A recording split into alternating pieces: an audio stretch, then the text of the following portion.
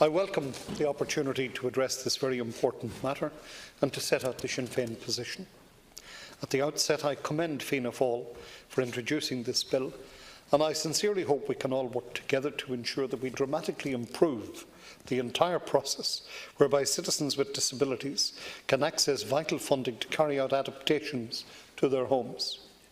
Improving the system through a speedy and simplified process would also be a huge relief to family members who find themselves utterly frustrated, indeed annoyed and under severe stress when they are trying to navigate through what can be an arduous bureaucratic nightmare.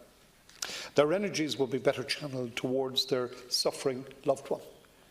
I noticed from a reply to my colleague Deputy Ona Bryn just last week that there is a huge disparity in the drawdowns of funding from local authorities up to the 30th of April of 2019.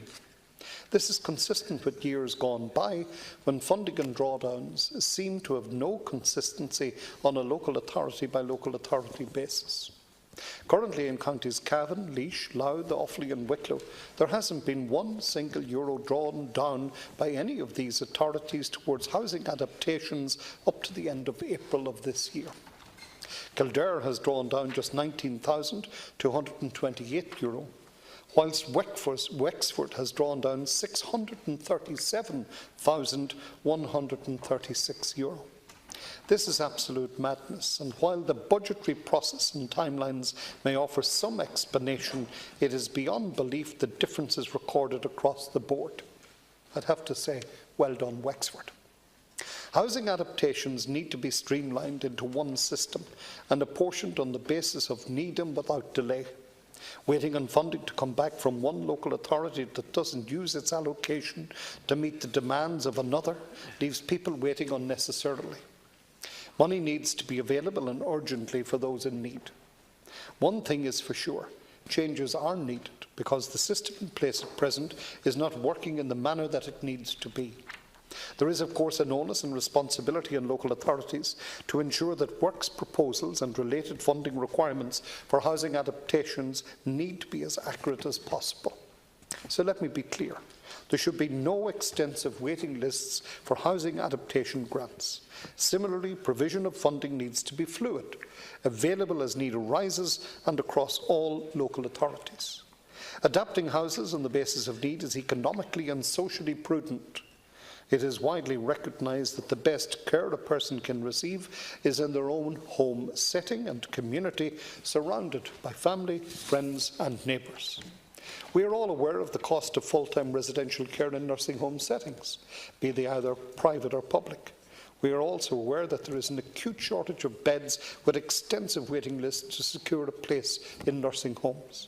It is therefore imperative that funding is available to carry out adaptations to homes when needed. I would like to address a related housing disability matter, as this debate allows. I'm sure all deputies will be aware when I make reference to Ms Sinead Stack. Ms Stack has lobbied every TD, Senator and MEP in respect of her brother who is desperately seeking a residential place in County Kerry. Now, Ger is 40 years old and has a profound intellectual disability, physical disability, epilepsy and is non-verbal. Ger and his peers, numbering 4 in total, are all now middle-aged. All have very complex care needs. All require high-level 24/7 support for all aspects of their lives. All are living at home with ageing carers, in most cases their parents, many of whom are struggling with health issues of their own.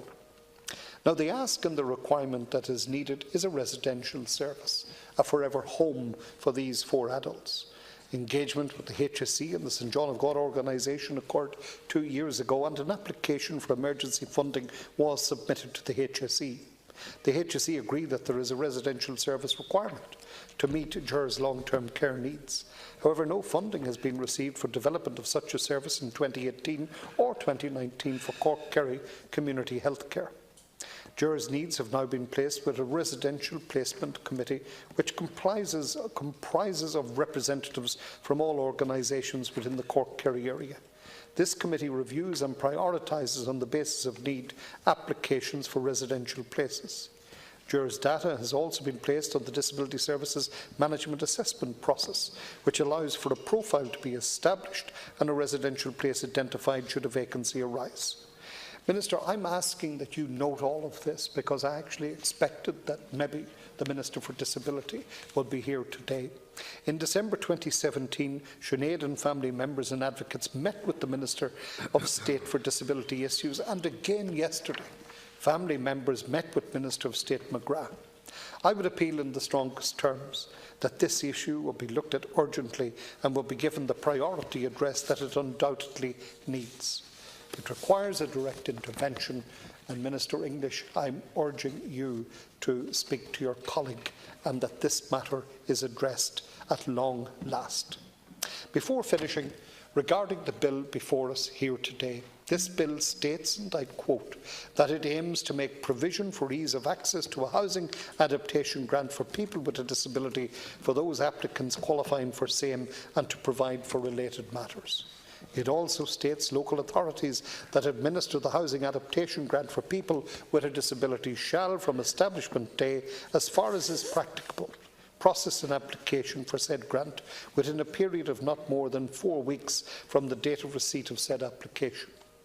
We in Sinn Féin support these asks, and I join with Fianna Fáil colleagues in urging government to support the passage of this bill through second stage in order to allow the proposals contained in the bill to be addressed in greater detail in the further stages of its passage.